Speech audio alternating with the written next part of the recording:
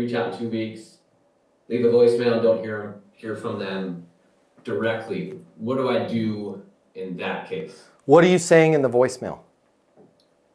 Oh, as promised, giving you a call back. I wanted to get in touch with you and see what our next step would be moving forward. Okay, and you gave them the quote for the project, right? Mm-hmm. What's the project? Just pull one out of thin air, make one up. $100,000 deck porch patio at their lake home. Okay, what was most important to them in doing the deck porch patio? You're going to ask that, by the way, in the beginning. Like, what's your biggest reason for wanting the deck porch? The one they're having, or the one they have now, is outdated, high maintenance costs, and small hazards within the deck. Perfect. And let's say you uncovered that a little bit more and they want to increase the resale value of the home, plus let's just say their daughter's getting married there next summer, right? Mm-hmm. Something like that. You're having a skillful conversation in the beginning, okay? Mm-hmm. Now when you send them the contract, what I don't want you to do is just say, hey, I'm following up, I'm checking in. Focus on the contract. So that way you can go, hey, Anthony, Matt Easton over here with Deck Pros. Wanted to make sure you had the contract so we can get started on the construction of that new deck, thus increasing the value of the home and putting you in a position where you're not having to worry about any of those hazards come your daughter's wedding here in the spring. I'm on my direct line, 720-660-3202. The mistake that we make when following up is we assume the worst, okay? The mistake that we make when we follow up is we assume the worst. We assume that because that person didn't sign the contract, they must have got 3 other bids, and the other bids must have been lower and they're ghosting us.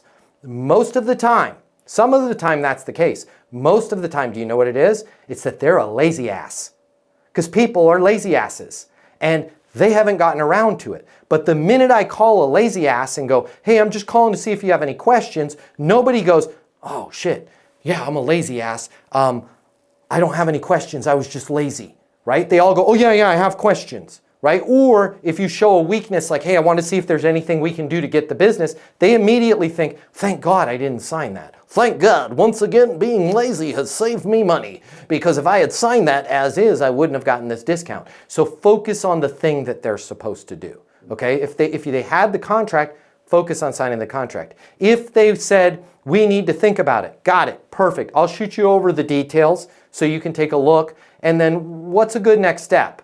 Well, we're going to think about it and we're going to get some other bids and we'll get back to you. Makes perfect sense, okay? If you're in a situation with construction where there are some ramifications to them waiting, you have a moral obligation to let them know about the ramifications. That sounds like this. Hey, makes perfect sense, totally get it. I just want to make sure that you're aware of something, okay? In construction, I know this sounds crazy, the price on materials, especially with even as something as simple as a deck, is constantly in flux. They're going up, they're going down. We had a situation just 1.5 years ago where I quoted a client on a deck. Suddenly, there was a ship sideways in the Panama. By the way, I'm not telling you anything that didn't actually happen. You know what I'm talking about. There was a ship that was sideways in the Panama Canal. Suddenly, the price of synthetic wood, which we were using on that deck, went up 851%.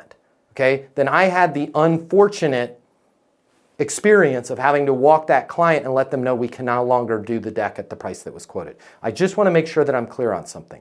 The pricing is constantly in flux. Most of the time it is going up. I don't foresee a ship going sideways in the Panama Canal anytime soon, but who knows? Okay, the other thing I want to make you aware of, this quote is based on our crews being available right now. We have been absolutely gangbusters. We have been absolutely slammed. If we wait on this, I just need you to realize the price can change and our availability to get the job done can change. Now, here's where you're going to go Easton University on this, right? You're not going to go, do you want to do it right now? You're going to say this. As long as you're okay with that, I'm okay with that, right? We'll do it whenever you want. I just need you to realize the price might be different. And they're going to, whoa, no. I need this done before my daughter's wedding, which is why I recommended we lock it in right now, right? You're not being pressured, but you're giving them a good explanation of what's going to happen, okay? So you're going that way, and then you're sending them the stuff. Well, now they didn't say they were going to sign the contract.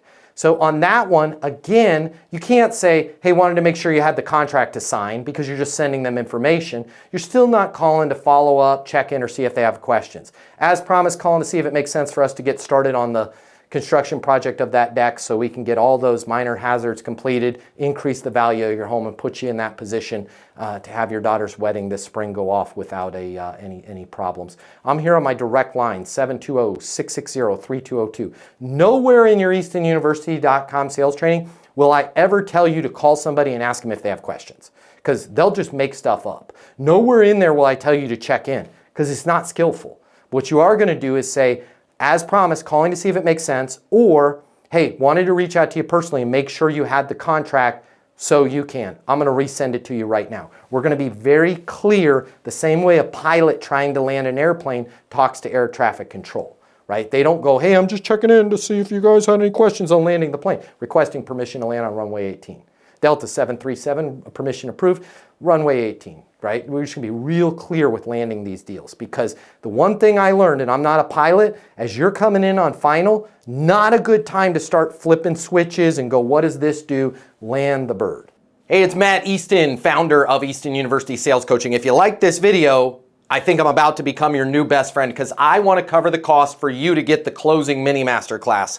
The $299, I'm paying for it for you. It's free for you. Click the link somewhere around here, or simply comment with the word closer. I'll cover the $299. You'll get the closing mini masterclass, make a lot more money, and I'll be your new best friend. I'll see you over in the closing masterclass.